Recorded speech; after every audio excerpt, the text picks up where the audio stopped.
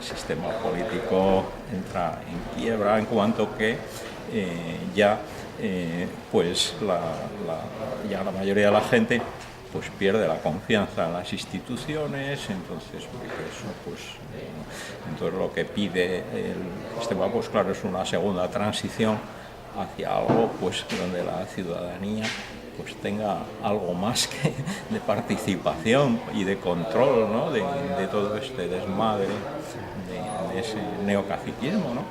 Entonces, en ese sentido, pues claro, se trata de evitar el divorcio que hay entre lo que se llama clase política, es decir, que es una serie de políticos activos que son los que manejan la toma de decisiones y todas estas cosas, y luego el grueso, el resto de la gente, que meramente es una ciudadanía, ni siquiera ciudadanía, vamos, meramente pasiva, o sea que no figura para nada en política, más que en ir cada X años a refrendar pues uno u otro de esos partidos, ¿no?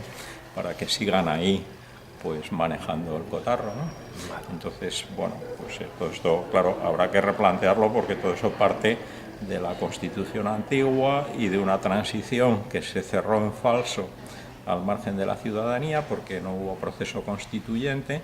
Entonces, simplemente en la trastienda de los partidos políticos pues se acordaron dar el poder precisamente a esos partidos políticos, instalarnos una monarquía, claro, toda una serie de decisiones que nadie ha participado en ellas, más que darnos llave en mano esa Constitución pactada, claro, entre el antiguo régimen Franco y los partidos políticos que tenían ya presencia, es lo que se les otorgaba, presencia en el nuevo juego democrático, ¿no? ¿Usted cómo cree que se puede crecer si no hay dinero?